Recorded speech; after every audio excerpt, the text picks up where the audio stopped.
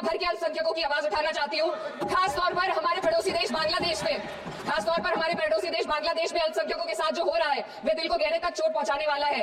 अभी हाल ही में माननीय उच्च न्यायालय इलाहाबाद के माननीय न्यायाधीश ने ऐसे बयान दिए जिसका संज्ञान खुद सुप्रीम कोर्ट को लेना पड़ा। माननीय श्री इकरा चौधरी जी।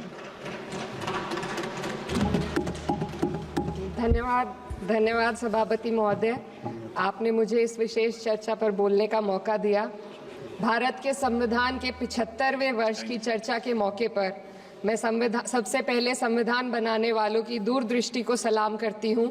एक युवा सांसद के तौर पर मैं अपनी उम्मीदों को संविधान के साथ जोड़कर खास तौर पर ये बताना चाहती हूँ कि आज हमारे देश में पिछड़े, दलित, अल्पसंख्यक समुदाय को किस तरह अपने संवैधानिक अधिकारों और आज़ादियों की हिफाजत के लिए हर रोज़ मुश्किलों का सामना करना पड़ रहा है। Doctor B.R. अम्बेडकर के कथन से अपनी बात रखना चाहती हूँ। उन्होंने कहा था, मुझे अपने भारतवर्ष पर फक्र है कि जिसके पास ऐसा संविधान है जो लोकतंत्र, समाजवाद और सेक्युलरिज्म को संजोता है। लेकिन आज ऐसा लगता है जैसे संविधान की किताब तो है पर इसे चलाने वालों का ईमान गुम हो गया है। आज हिंदुस्तान में हर वर्ग को किसी न किसी चुनौती का सामना करना पड़ रहा है, मगर अल्पसंख्यक खासतौर पर मुसलमानों पर जो कहर टूटा है वो किसी से छुपा नहीं है। ये लोग सिर्फ अपने मजहबी पहचान की वजह से निशाने पर हैं। संविधान का अनुच्छेद 15 कहता है कि किसी भी नागरिक के साथ धर्म, जाति या किसी और वजह से भेदभाव नहीं होना चाहिए, लेकिन हकीकत इसके उलट है। हालात इस कदर बिगड़ चुके हैं कि hate speech, mob lynching, bulldozer द्वारा घरों को गिराने की घटनाएं आम हो गई हैं। खास तौर पर उत्तर प्रदेश में, जहां ऐसा लगता है जैसे कानून के नाम पर जंगल राज चल रहा हो। संभल में जो हुआ वो सबके सामने है। पुलिस के संरक्षण में निर्दोष लोगों की हत्या की गई और सरकार ने चुप्पी साध ली। अल्पसंख्यकों पर हिंसा बढ़ती जा रही है, मगर सत्ता में बैठे लोग या तो आंखें मूंदे हुए हैं या फिर इन घटनाओं को बढ़ावा दे रहे हैं। हद तो तब हो जाती है जब न्यायपालिका की बात भी अनसुनी कर दी जाती है। सुप्रीम कोर्ट ने मॉब लिंचिंग पर 11 सूत्रीय निर्देश जारी किए थे। इसमें साफ कहा गया था कि राज्य सरकारें और पुलिस इस तरह की घटनाओं को रोकने और दोषियों पर सख्त कार्रवाई करने के लिए जिम्मेदार है, लेकिन आज भी इन निर्देशों पर अमल नहीं हो रहा है। हाल ये है कि मॉब लिंचिंग को रोकने की बजाय सत्ता में बैठे लोग आग में घी डालने का काम कर रहे हैं। उनकी जुबान से ऐसी बातें निकलती हैं जो नफरत को और बढ़ावा देती है। ये अशांति अब इतनी गहराई तक फैल चुकी है कि हमारे समाज के धर्मनिरपेक्ष चरित्र पर गंभीर सवाल उठ रहे हैं। साल की शुरुआत में ही कई राज्यों में दुकानदारों को अपने नाम बोर्ड पर लगाने के लिए मजबूर किया गया। इसे सेहत और सुरक्षा के कानूनों का हिस्सा बताया गया, मगर असल मंशा कुछ और थी। ये कदम खास तौर पर मुसलमान दुकानदारों को निशाना बनाकर उठाया गया ताकि उनकी रोजी रोटी पर चोट की जाए। पिछले हफ्ते मुरादाबाद में एक मुस्लिम डॉक्टर को हिंदू बहुल्य मोहल्ले में घर खरीदने पर विरोध झेलना पड़ा।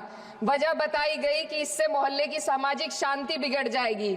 अब आप ही बताइए, क्या ये वजह सही है, जायज है?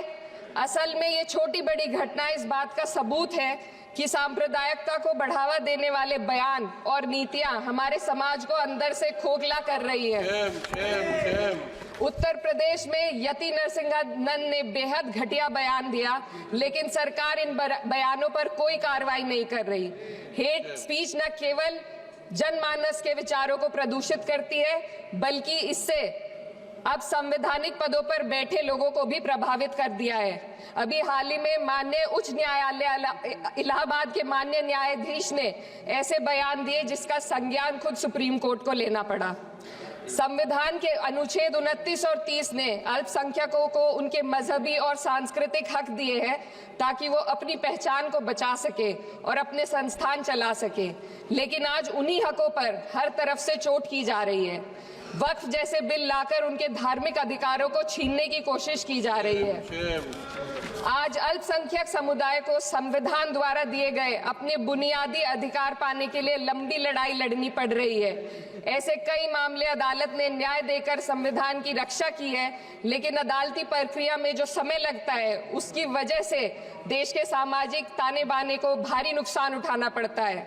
मिसाल के तौर पर इलाहाबाद हाई कोर्ट ने 2004 के मदरसा एक्ट को रद्द कर दिया था, जिससे मदरसों के संचालन पर सवाल उठे। हालांकि सुप्रीम कोर्ट ने बाद में इस फैसले को पलट दिया और एक्ट को वैध करार दिया, लेकिन इस प्रक्रिया में जो समय लगा उसने अल्पसंख्यकों को बेचैनी और संघर्ष के दौर में डाला है। इसी कड़ी में प्लेसेस ऑफ वर्शिप एक्ट 91 भी आता है और कई अन्य अधिकार, उन्हें भी इसी तरह अदालती लड़ाइयों में उलझाया जा रहा है। ये स्थिति न केवल अल्पसंख्यकों के अधिकारों की राह में रुकावट है, बल्कि justice delayed is justice denied जैसी कहावत को सिद्ध करती है। मैं इस सदन से दुनिया भर के अल्पसंख्यकों की आवाज उठाना चाहती हूँ, खास तौर पर हमारे पड़ोसी देश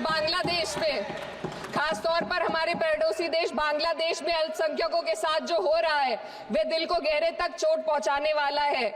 उनकी जान माल की हत्या की जा रही है। बांग्लादेश हो या हिंदुस्तान हो या कोई और देश, अल्पसंख्यकों की सुरक्षा, इज्जत और अधिकारों की हिफाजत हर सरकार की सबसे पहली जिम्मेदारी होनी चाहिए। मैं इस सदन से अपने देश के अल्पसंख्यकों के साथ बांग्लादेश के पीड़ित अल्पसंख्यकों की आवाज को एक साथ उठाना चाहती हूँ। ये वक्त की पुकार है कि हम सब मिलकर ये सुनिश्चित करें कि किसी भी इंसान को उसकी पहचान या मजहब के कारण डरकर जीने पर मजबूर ना होना पड़े। जहाँ हक छीने जाते हैं वहाँ अमन खो जाता है। ये बात हर सरकार को समझनी चाहिए। अगर हम सच में अपने संविधान का सम्मान करना चाहते हैं तो हमें नफरत और भेदभाव को खत्म करना होगा। हमें ये दिखाना होगा कि ये मुल्क हर वर्ग, हर जाति, हर धर्म और हर समुदाय का है, और जब तक ऐसा नहीं होगा तब तक संविधान की आत्मा सिसकती रहेगी। सर, अपनी बात को खत्म करते हुए मैं एक शेर अर्ज करना चाहती हूँ। ये दाग दाग उजाला, ये शब गजीदा शहर, वो इंतजार था जिसका ये वो शहर तो नहीं। लेकिन अगर इस सदन में बैठे हम सभी सदस्य ये ठान ले कि हमें संविधान के मूल्यों को लागू करना है और उसे लागू करने का प्रयास करें, तो वह सुबह जरूर आएगी जिसके लिए लाखों भारतवासियों ने अपने जानों की कुर्बानी दी थी। श्री हनुमान बेनीवाल जी। धन्यवाद सभापति जी।